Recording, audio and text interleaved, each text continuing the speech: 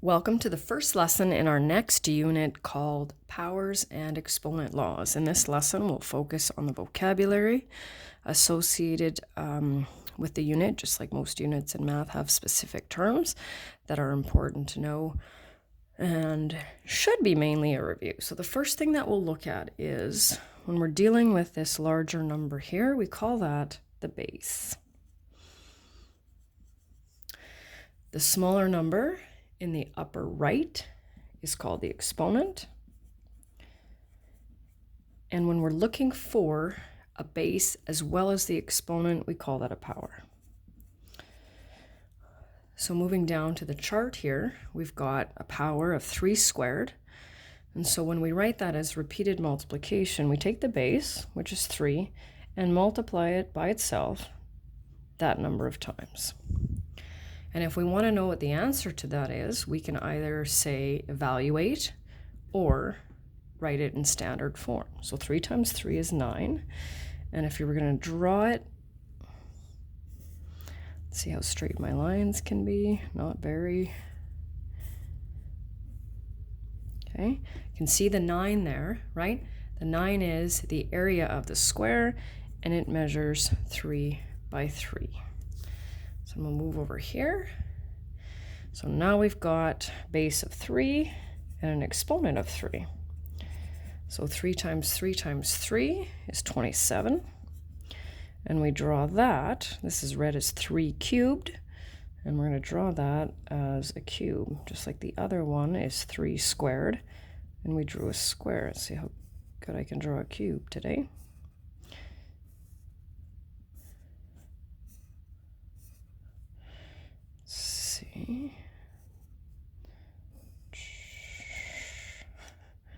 Getting there. Not my best one, but hopefully recognizable, right? 27 is its volume, and it measures 3 by 3 by 3.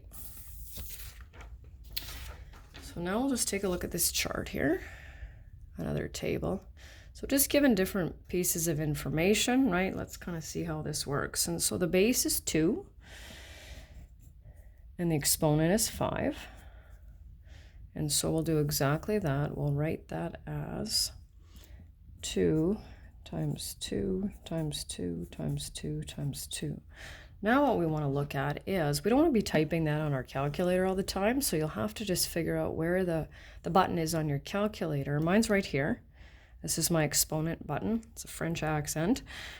Yours could be y to the x, x to the y, and there's also one, I believe, that's got a couple of squares in it, so you'll have to play around with it a little bit.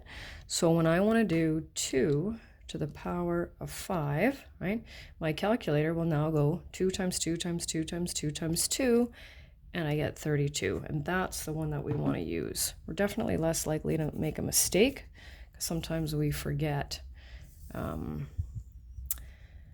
2, for example. So I've swapped the base and the exponent. So 5 is the base, 2 is the exponent. So we're going to go 5 times 5, which we know is 25. I know you can't see that, but you know what I wrote. So here we have, now I've given you a base and an exponent instead of the power. Well, we can see obviously the link if we look above. So base of 3, exponent of 6. Obviously make sure it's a little smaller so it doesn't look like a 36. 3 times 3 times 3 times 3 times 3 times 3. I can see 6 of those there, and we end up with 729. So now I've given you repeated multiplication, but we can see that the base is going to be 11, and the exponent will be 4. So I'll slide over here. 11 to the power of 4, base of 11, exponent of 4. Type that in on our calculator and we get a fairly large number, 14,641. And the last one has given you standard form. So we have to think of what times itself gives us 49. Well, that's going to be a 7. So 7 times 7, slide back over here, exponent of 2, base of 7, 7 squared. we never, ever, ever, ever, ever, there's a lot of evers there, multiply the base and the exponent. Sometimes it's easy to forget, but we never, ever do that. We never multiply the base and the exponent. So the last screen here says, for each pair of powers, identify the power that will result in the larger evaluated answer and justify your choice, and then prove it. And so this is where you don't have to be right, and it just kind of gets you thinking about the concept of what these exponents do, right? So of course I kept the base the same, and I've got a larger exponent right in the first power. So I think it's pretty safe to say that 4 cubed is going to be larger, right? So prediction, 4 cubed, since the bases are the same,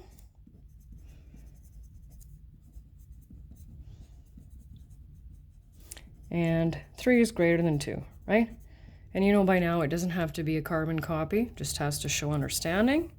And so we'll slide over here. Oh good, I can make it fit. So the first one was 4 cubed, so 4 times 4 times 4. And now I have 4 times 4. And of course, we were right. We were right on that one. I should have circled it, but I guess I did it that way. You can circle it too. Sometimes I do that.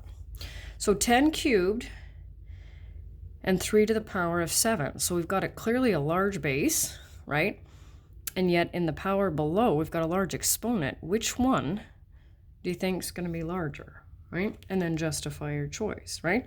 So you can pick 10 cubed because you can say, well, 10 is clearly larger than 3, right? Or you might say, well, I'm going to pick 3 to the power of 7 because 7 is a pretty large number and I keep having to multiply that base that many times, right? Let's see. I'm not going to write that out. So 10, plus I already know what it is, so that's kind of cheating. There's that one. 1, 2, 3, 4, 5, 6, 7. So 10 times 10 times 10 is 1,000. See if I just get that over there. And 3 to the power of 7 is 2,187. So once again, this is not where you have to be right, because when I evaluate you on this, I want to evaluate you based on your prediction, right?